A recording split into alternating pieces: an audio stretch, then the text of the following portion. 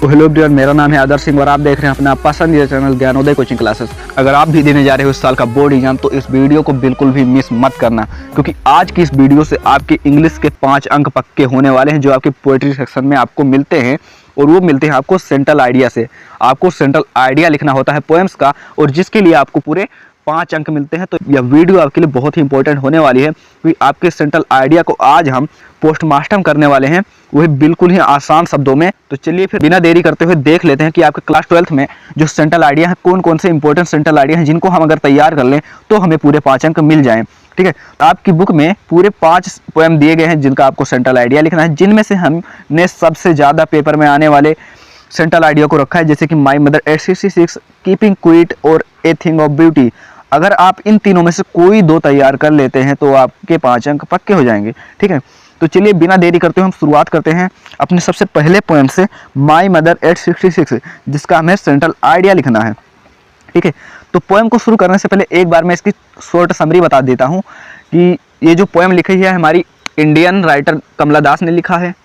और उन्होंने लिखा है जब वो अपनी माता से बिछड़ रही थी, तो उनके माता जो थी, उनकी मम्मी जो थी, उनके कार में बैठी हुई थी और फिर वो उनके साथ कोचिंग को जा रही थी, और उनके चेहरे को देखकर वो दुखी हो जाती हैं और फिर वो बाहर की ओर देखने लगती हैं अपने दुख को कम करने के लिए। और बाहर देखती हैं तो बाहर जो है काफ़ी सुंदर नज़ारा होता है। जो बच्चे थे अपने घरों से बाहर निकल रहे होते हैं, और जो पेड़ थे वो तेज़ी से दौड़े चले जा रहे थे। ठीक है, और उन्होंने फिर जब एयरपोर्ट पहुंची तो वहाँ कुछ दूरी पर खड़े होकर अपने दर्द को छुपाया और अपनी मम्मा से कहा कि मैं जल्द ही मिलूंगी। ठीक है, तो ये थी शॉर्ट समरी जो हमने आपको बता दिया। अब हम चलिए देख लेते हैं सेंट्रल आइडिया को, कि पोएम का सेंट्रल आइडिया कैसे लिखेंगे। तो सबसे पहले हेडिंग डालेंगे सेंट्रल आइडिया, और हर एक पोएम की जो सबसे कॉमन लाइन होती है वो लिखेंगे, कि जो द पोएम, उसके बाद पोएम का नाम लिखेंगे। My mother 866 is composed by, उसके बाद फिर इसके राइटर का नाम लिखेंगे कमला दास। ठीक है, पोएम का नाम लिखेंगे और फिर लिखेंगे इज कंपोज्ड बाई और फिर राइटर का नाम, यानी जो कविता है माई मदर 866 वो कमला दास के द्वारा रचित है। इतना क्लियर है। ठीक है, तो चलिए अब बढ़ते हैं आगे। आगे क्या लिखा है? आगे लिखा the poem express the feeling of a daughter, कि जो कविता है एक पुत्री की, एक बेटी के फीलिंग को वर्णित करता है। When she was leaving her mother, जब वो अपनी माता से बिछड़ रही होती है, अपनी माता से दूर हो जा रही होती है, उस समय एक बेटी की, एक पुत्री की फीलिंग क्या होती है उसको दिखाता है जो पोएम है। पोएम कहता है कि द पोएटिज, यानी जो कवित्री हैं, feels very sad, feels fair of losing her mother, कि जो कवित्री हैं वो डर का अनुभव कर रही हैं, ऑफ लॉसिंग हर मदर, अपनी माता के खोने से, अपनी माँ के खोने से। ठीक है, डर का अनुभव कर रही हैं, क्योंकि her mother is very old, क्योंकि उनकी जो मम्मी है वो बहुत ही बूढ़ी हो गई हैं, बहुत ही ओल्ड हो गई हैं। इट सीम्स, ऐसा दिखाई देता है, दैट कि शी विल डाई सून, कि वह जल्द ही ख़त्म हो जाएंगी, जल्द ही मर जाएंगी। तो इसीलिए जो पोएटिज हैं वो बहुत ही दुखी हैं। उसके बाद में हम लिखेंगे कि the poetess scared of this thought, तो इसी विचार से जो कवित्री हैं, जो पोएटिज हैं, वो डर जाती हैं कि जो हमारी माता हैं वो बहुत ही बूढ़ी हो गई हमारी मम्मी, और ऐसा लगता है कि जैसे कि वो बहुत जल्दी ही ख़त्म हो जाएंगी, इस दुनिया में नहीं रहेंगी। तो यह सोच कर जो कवित्री हैं वो डर जाती हैं, स्कैर्ड ऑफ दिस थॉट, यानी इस विचार से डर जाती हैं। उसके बाद में लिखेंगे for come out from this negative thought, और फिर इस नकारात्मक सोच से बाहर आने के लिए, इस नकारात्मक सोच से बाहर आने के लिए सी लुक्स आउटसाइड, वह बाहर की ओर देखती हैं, ऑफ कार के।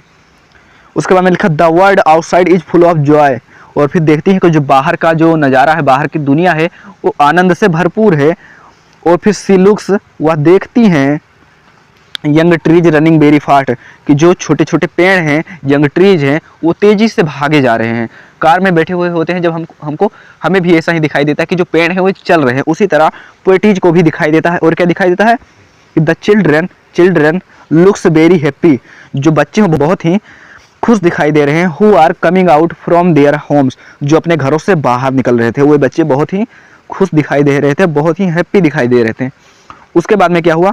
उसके बाद में जो हमारी कवित्री हैं, जो हमारी पोएटिज हैं, at the airport after security check, airport पर सिक्योरिटी चेक के बाद the poetess looks at colourless and pale face of her mother, कि जो कवित्री हैं, लुक्स मतलब देखती हैं, एट कलरलेस मतलब रंगहीन चेहरे की तरफ, और पेल फेस मतलब मुरझाए हुए चेहरे की तरफ।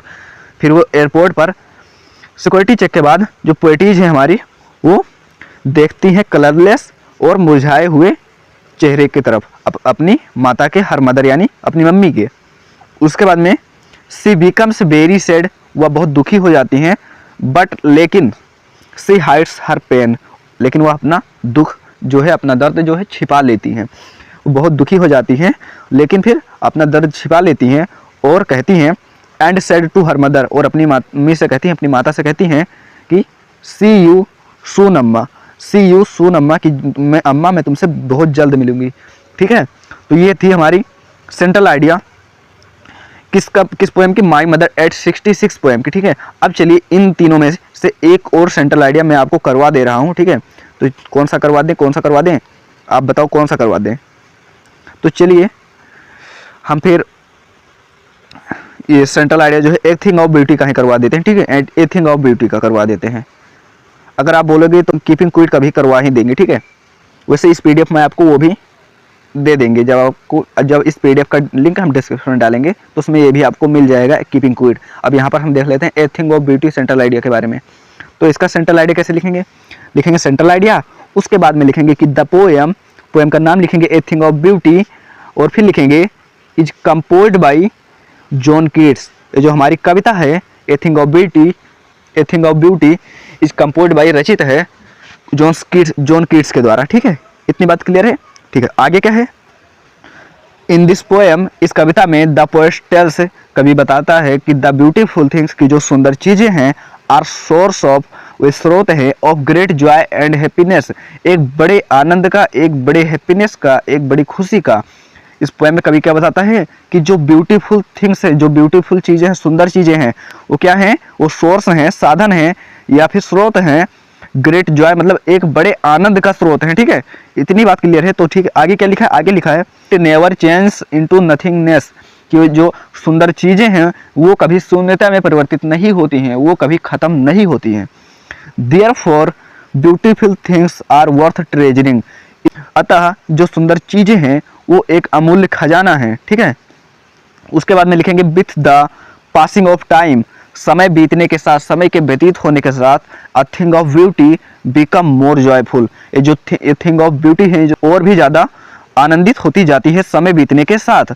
क्रिएशन ऑफ गॉड, यानी जो भगवान की संरचना है, प्रोवाइड एनर्जी, हमें ऊर्जा प्रदान करती है, एंड हैप्पीनेस, एंड हमें खुशियाँ प्रदान करती है, and make us feel happy, और हमें हैप्पी बनाती है। ठीक है, ये था हमारी सेकंड पोएम का सेंट्रल आइडिया, जिसको हमने आसानी से भी इसको भी समझ लिया हमने। ठीक है, इसमें हमने क्या समझा कि a thing of beauty composed by John Keats, मतलब जॉन कीट्स के द्वारा लिखी गई है। उसके बाद में हमने समझा कि जो ब्यूटीफुल थिंग्स यानी जो सुंदर चीज़ें हैं वो एक स्रोत हैं बड़े आनंद का, और ये कभी शून्यता में परिवर्तित नहीं होती है, समय के साथ या और भी सुंदर और भी आनंदित होती जाती है। ठीक है, तो इनमें हमने दोनों सेंट्रल आइडिया को आसानी से बिल्कुल समझ लिया है। उम्मीद करते हैं वीडियो आपको पसंद आया होगा। इसमें हमने बहुत ही आसान शब्दों में आपको सेंट्रल आइडिया जो है वो हमने पूरा कंप्लीट करके बता दिया है। और अगर वीडियो पसंद आए तो वीडियो को एक लाइक करके और चैनल को सब्सक्राइब करके रखिएगा, क्योंकि अगर आप बोलोगे तो हम जो सेकंड पोएम आपकी कीपिंग क्विट, इसकी भी सेंट्रल आइडिया आपको करवा ही देंगे। वैसे इन दोनों का सेंट्रल आइडिया करने के बाद my mother 866 a thing of beauty, आपको कोई दूसरी पोएम तैयार करने की जरूरत नहीं है, दूसरी पोएम का सेंट्रल आइडिया तैयार करने की बिल्कुल भी जरूरत नहीं है। ठीक है, तो आपका जो 5 नंबर का काम पक्का हो गया है।